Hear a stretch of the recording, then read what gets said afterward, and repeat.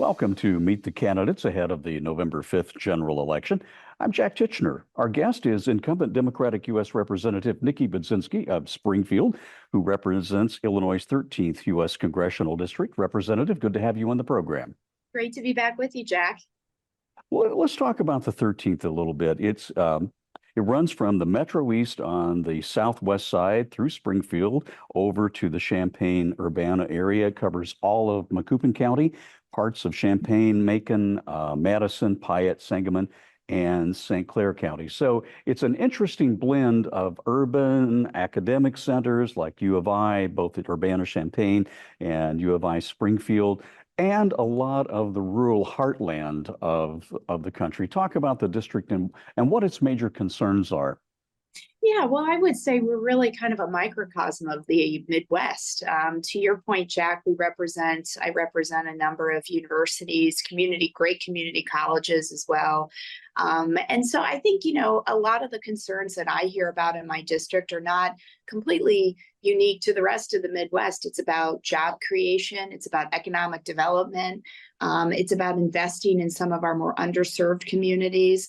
It's about investing in education, specifically places of higher education, but also community colleges, helping workers get the skills training they need to get into good paying jobs in our communities. So a lot of different issues, and I'm really proud of the first term that we've had in office and tackling a lot of these issues that I hear about every day. You're wrapping up, as you said, your freshman term on Capitol Hill. I know you came out of the labor union area of in your background. What should people know about you and your record here in your freshman year? What are the things that you would point to as your biggest accomplishments?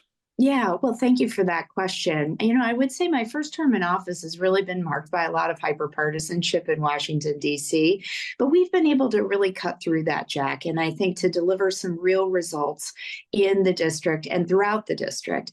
One in particular in the Metro East, Cahokia Heights, I'm really proud of the work we've been able to do collaboratively with local and state and other federal stakeholders to address some water infrastructure issues that have been going on in this community for decades. One of the first things I did was I urged the Biden-Harris administration to appoint an EPA coordinator to be on the ground to really help traffic cop a lot of the resources that are coming out in and out of the community to make sure they're used the most effectively, that there's transparency and accountability to this work, and that we get these issues finally resolved for the constituents of Cahokia Heights and the region. Very proud that we have this EPA coordinator still on the ground, going on almost her 8th month of coordinating. And I think we're making real progress on this larger project that we've been really prioritizing. The second, and something I'm probably the most proud of in my first term in office, is that we urged the Biden administration to utilize the Antiquities Act in order to get the site of the 1908 race riot in Springfield designated as a national monument. I think it's so critically important that we tell a truthful version or truthful history of what happens in our community, whether it's good or it's bad. I think learning from our history is really important as we're making progress and looking forward and looking ahead. And telling the story of what happened in Springfield in 1908, I think, is a really important component to that. So working with Senator Duckworth and Senator Durbin, we were able to get the president to designate the site as a national monument, and just had about a week ago a really nice celebratory service with the National Park Service, as the site is now entering into the care of the National Park Service, and we're discussing how we're going to be building out the memorial in our community. And then just lastly, Jack, if I could mention the IFAB. We were one of only 12 congressional districts in the country to win a tech hub designation out of the CHIPS and Science Act. We are now building out a tech hub in biomanufacturing and fermentation on the eastern side of the district. With that came a $51 million federal grant. These are the types of deliverables that I'm really proud of being able to be a part of and helping to lead in my first term in office. And this is kind of instructive of the type of work I want to continue in a second term.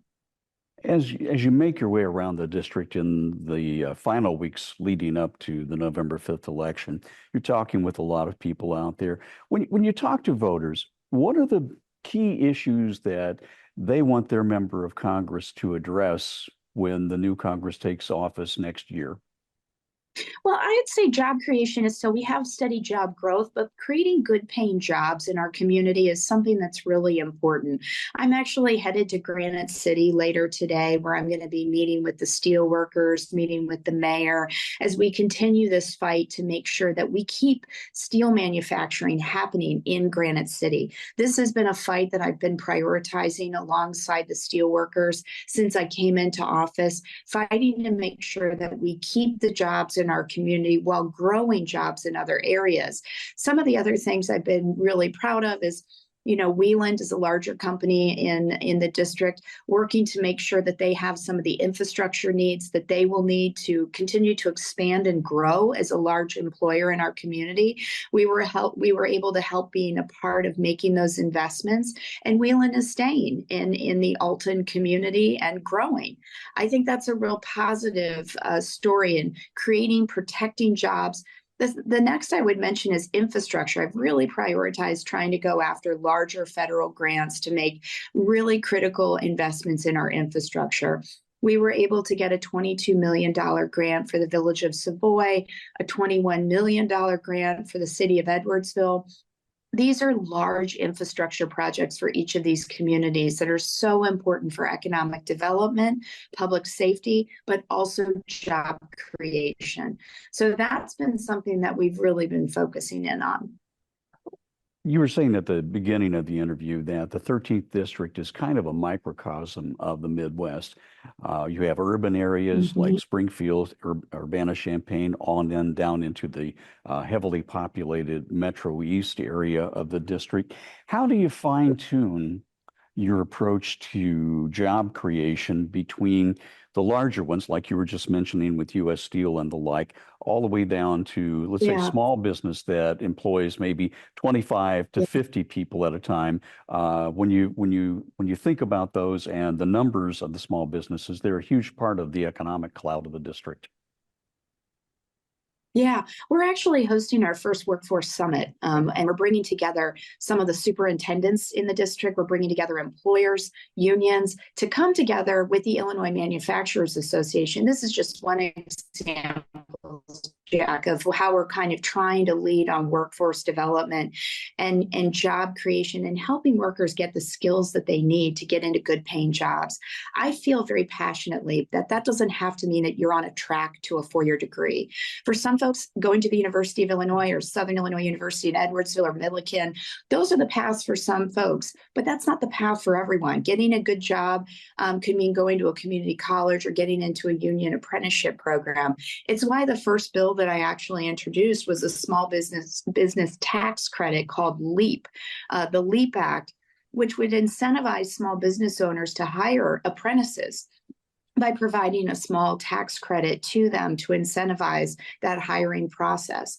I also believe very deeply in vocational education programs and CTE programs. Those are going to be really top of mind for our first workforce summit. How are we introducing younger and younger people into all of their different options when they graduate from high school? Some will go on a four-year college degree track, but some might want to work with their hands and get into welding or become an electrician. These are good paying jobs in central and southwestern Illinois that have vacancies today. And so how do we get those workers into those jobs and into good paying middle class jobs is something that I've really tried to prioritize. One of the big issues over the last couple of years of the Biden administration has been the cost of living with inflation. Consumer prices rose about 2.9% during July. That's the first time the inflation rate's been below 3% since 2021. Even though inflation is cooling, most Illinoisans are still feeling the pinch of higher prices for food and other necessities. What's Congress's role in trying to rein in inflation along with the Federal Reserve? Yeah, that's an incredibly important question and something that I hear about from constituents on a daily basis. How are we helping them keep more of what they've earned? How are we helping to bring down costs?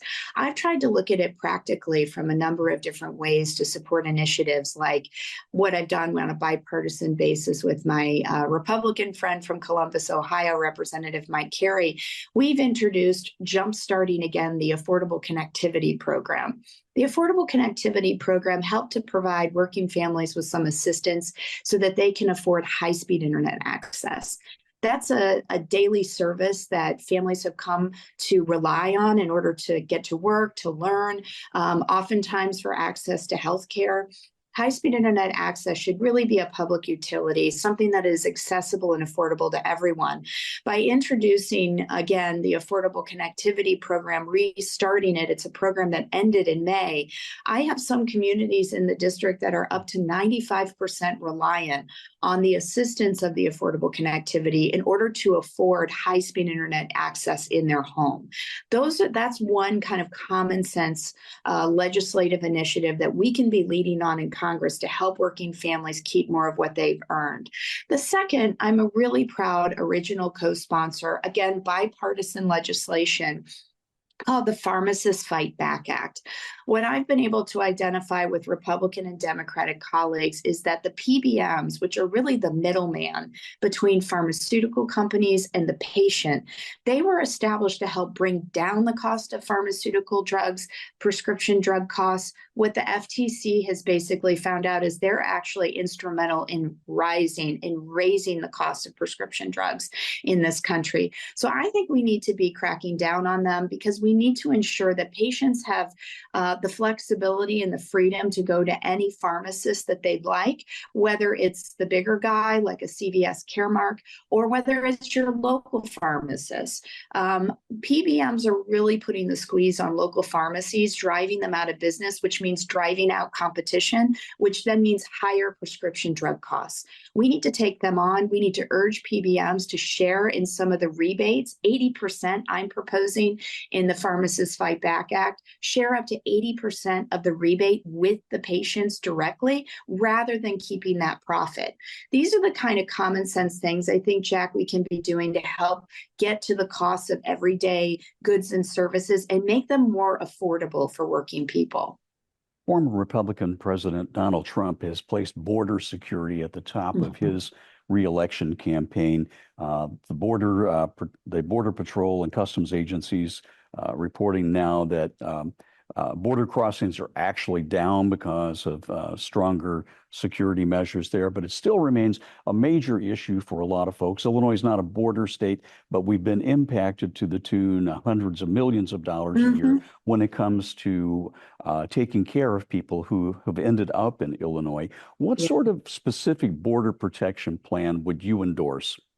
Yeah, this is an important issue and something that I have been openly critical of the administration for taking too long to act. But as you've mentioned, Jack, they finally have, and we are seeing those border crossings, those numbers go down. I think the crisis that we see at our southern border is really the symptom of the larger problem, which is that we have a broken immigration system in this country. We don't have a practical way for folks that want to enter our country legally and attain legal status to get that, where it doesn't require decades of waiting. I think we need to fix our broken asylum system. I think we need to fund, and I have very aggressively supported more funding for our southern border, specifically around concerns around fentanyl getting across the border and what we need to be doing to invest in more Border Patrol officers. I've advocated for more additional funding for that. I've also advocated for more technology. I have the opportunity, Jack, to actually visit the Arizona border and with Democrats and Republican colleagues to see firsthand as to what was going on. You know, anymore, the border itself, the physical border, while that infrastructure is being built, we really, really need to be relying more on technology. to detect illegal border crossings, to also detect those that might be carrying across the border illegal drugs like fentanyl. And so we need to be investing at the border, but we need to fix our broken immigration system more holistically.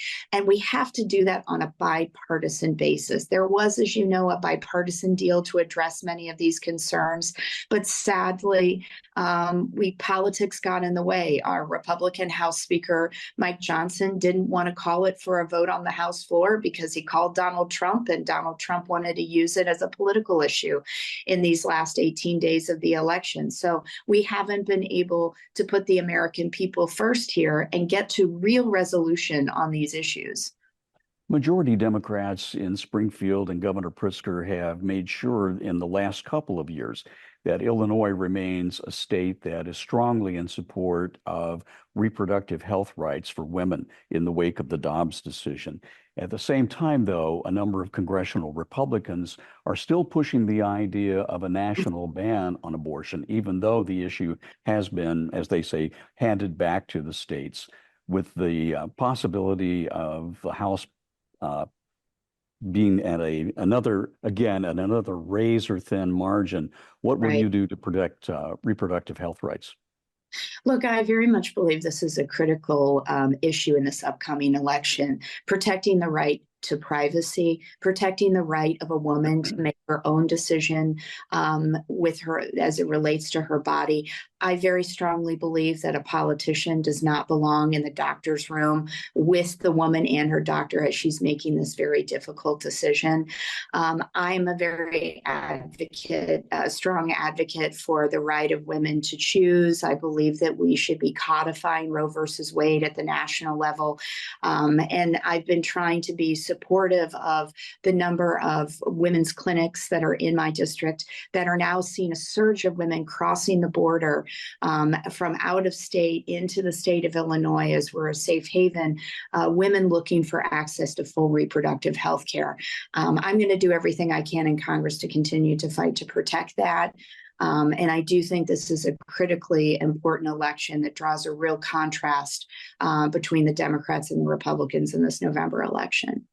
I want to turn to the topic of gun violence. Mass shootings, as defined by incidents in which 4 or more people are involved, still dominate the headlines to a large degree. As of July 31st, nearly 500 people have been killed thus far this year and over 1,500 wounded in about 400 shootings. What's your solution to the problem on Capitol Hill? Tougher federal background checks, renewing a national ban on assault-style weapons? Look, I support the Second Amendment, but I think we need to be doing more to making sure that we have common sense gun safety measures on the books. Last Congress was able to do some of those things successfully, which would be strengthening red flag laws, passing universal background checks.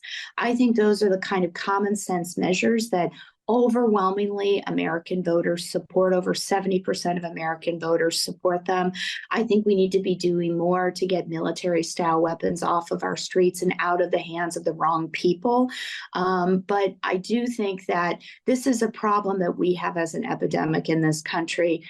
Weapons are a part of that. But I do also think, and I think we need to, and something I've been really focusing in on is mental health services, getting access, especially as I represent, as we've talked about, Jack, some more rural communities where we really struggle to have mental health specialists for young people.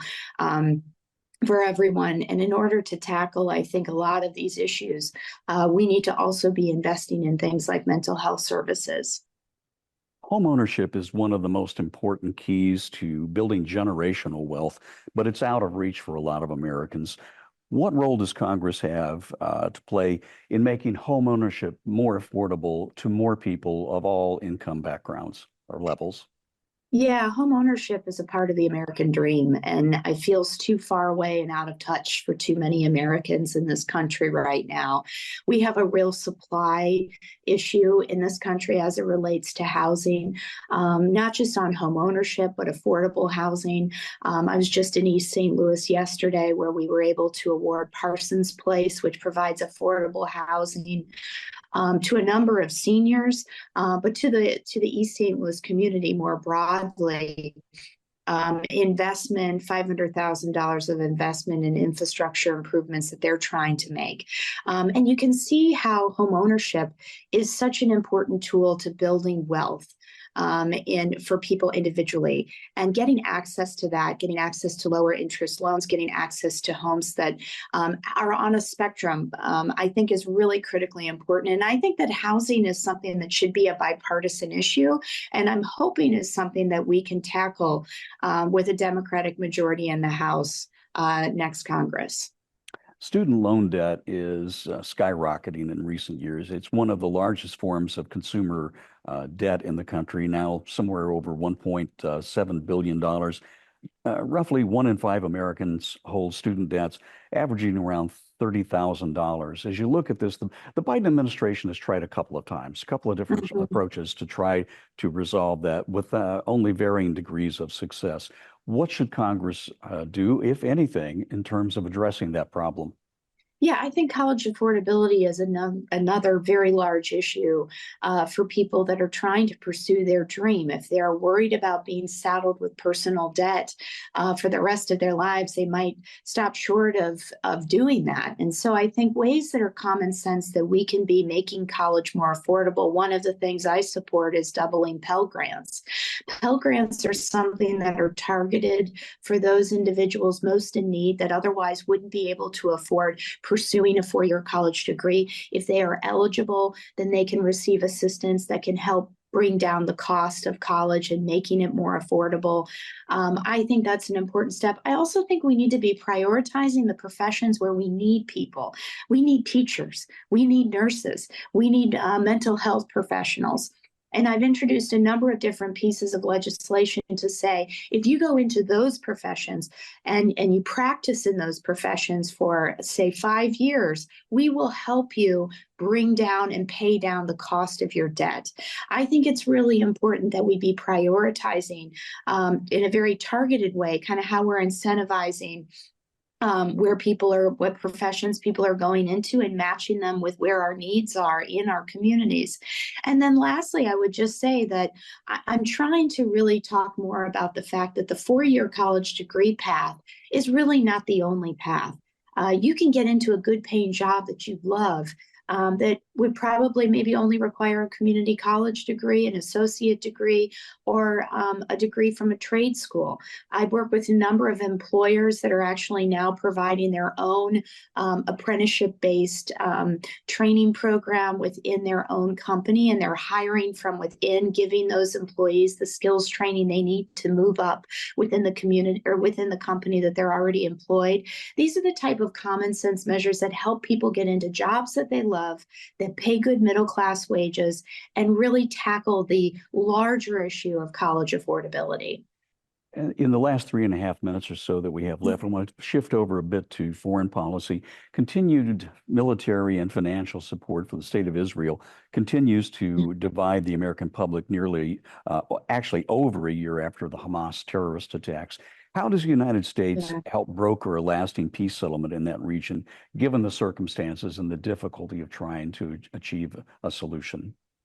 Yeah, I think that what the Biden administration has been doing to try to lead with diplomacy to de-escalate what's been happening in the Middle East region, I think has been important. We want to see peace, lasting peace in this region, but we also, I think, need to continue to support Israel and its right to defend itself. We just saw several weeks ago Iran launch 180 ballistic missiles into Tel Aviv. What prevented a catastrophic loss and damage in Israel was because of the United States investment in the Iron Dome technology, which allowed Israel to defend itself. I think you make the right point, Jack, that we're just now past the 1-year mark of the October 7th attack, where Hamas, a terrorist organization, infiltrated Israel, killing over 2,000 individuals, taking captive. Now, still to this day, over 200 hostages remain in Hamas's with Hamas. Some of those I understand up to 4 American citizens. We need all hostages to be released. We need to not turn a blind eye to terrorist organizations like Hamas, or Iran's proxies like the Houthis and Hezbollah. And so this is a very complicated situation. Obviously, I've always been a very strong believer in making sure we're getting humanitarian aid to the Palestinians. We need to have an approach that is multi-pronged. And I think that is unfortunately something that's going to be continuing into the years ahead. In the last minute we have, Ukraine continues to hold its own against the Russian invasion from February of 2022. How long and how much should the United States continue financial and military support for Ukraine? It's critically important that we continue to stand with Ukraine and the Ukrainian people. The Ukrainians were the underdogs taking on Putin. Putin attacked a sovereign country, a democratic country, the country of Ukraine. We need to stand up to democracy, for democracy. We need to stand up to Putin. I think it is critically important that we continue to provide aid to Ukraine so that they can continue to successfully push back on Russia and Putin's aggression. Because I do believe that if we can't do that, Putin is not going to stop at Ukraine. Next, it's Poland. And then we're looking at a much larger, scarier World War situation. And so the investment that we're making in the Ukrainians to defend themselves is smart in both the short and long term for the United States. Incumbent Democratic Congresswoman Nikki Budzinski of Springfield, thank you for your time on Meet the Candidates. Thank you, Jack.